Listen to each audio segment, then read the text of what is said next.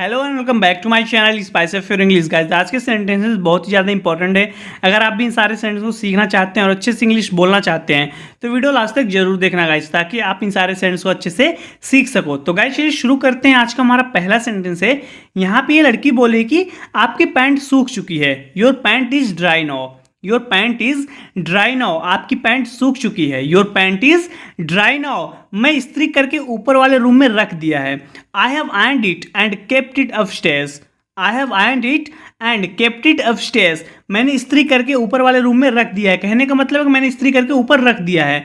I have ironed it and kept it upstairs. Oh thank you, धन्यवाद। अगर आप लोगों की इजाज़त हो तो मैं अपनी पैंट पहन लूँ। With your permission can I wear my pant. With your permission can I wear my pant. अगर आप लोग की इजाज़त हो क्या मैं अपनी पैंट पहन लूँ। With your permission can I wear my pant. Of course यानी कि जरूर। योर पैंट तुम्हारा पैंट। और किसी चीज़ की जरूरत होगी तो मैं नीचे हूँ। If you need anything else I will be down stairs. If you need anything else I will be down stairs. और किसी चीज़ की जरूरत होगी तो मैं नीचे हूँ। If you need anything else I will be downstairs. मेरा कार्ड रख लो। Keep my card. Keep my card. मेरा कार्ड रख लो। Keep my card. कभी इस बोरिंग लाइफ से निकलकर कुछ बड़ा करने की मन हो। If you ever decide to quit this boring life and do something big. If you ever decide to quit this boring life and do something big, यानी कि कहने का मतलब यह है कि अगर तुम कभी भी डिसाइड करते हो कि इस बोरिंग लाइफ को क्विट करने का और कुछ बड़ा करने का, if you ever decide to quit this boring life and do something big you can call me. तुम मुझे फ़ोन कर सकते हो। You can call me. चाहो तो अभी मेरे साथ चल सकती हो। You can come along right now if you want. You can come along right now if you want. चाहो तो अभी मेरे साथ चल सकती हो। You can come along right now if you want. Bhullar ji मैं तो यह जानने के लिए बेताब हूँ कि एंड क्या होगा। तो गाइज ये लोग गेम खेल रहे हैं। तो वही ये बोला कि मैं इतना ज़्यादा इंटरेस्टेड हूँ कि मुझे बस इतना जानना है कि इसका अंत क्या होगा। Bhullar sir I am interested to know how is it going to end. Bhullar sir I am interested to know how is it going to end. Bhullar ji मैं तो यह जानने के लिए बेताब हूँ कि एंड क्या होगा। I am interested to know how is it going to end. खेल रोमांचक मोड़ पर पहुंच गया है। The game has reached a thrilling point. The game has reached a thrilling point. खेल रोमांचक मोड़ पर पहुंच गया है। The game has reached a thrilling point. रोमांचक होगा आपके लिए बट मेरे लिए बड़ा प्रिडिक्टेबल है। Thrilling may be for you but it is quite predictable for me.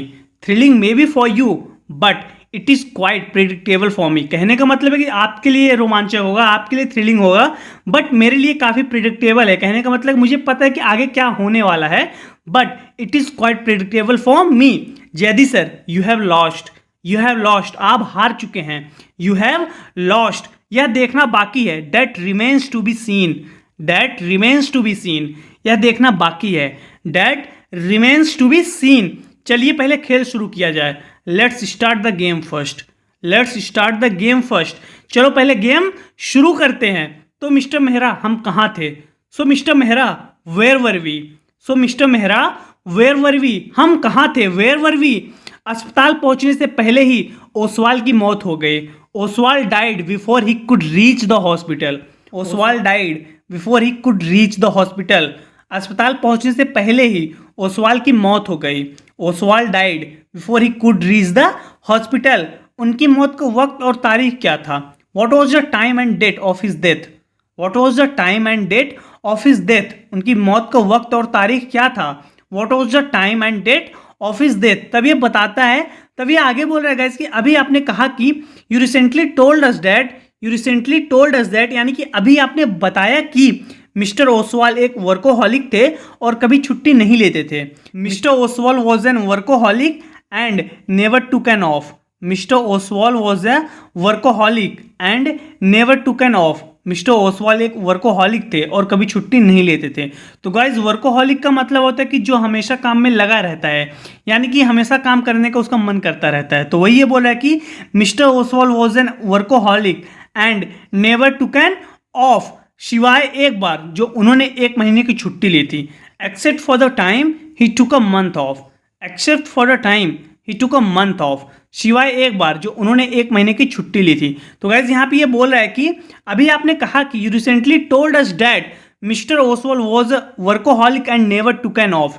Mister Oswal एक वर्कोहॉलिक थे और कभी छुट्टी नहीं लेते थे, except for the time he took a month of, सिवाय एक बार जो उन्होंने 1 महीने की छुट्टी ली थी, except for the time he took a month of.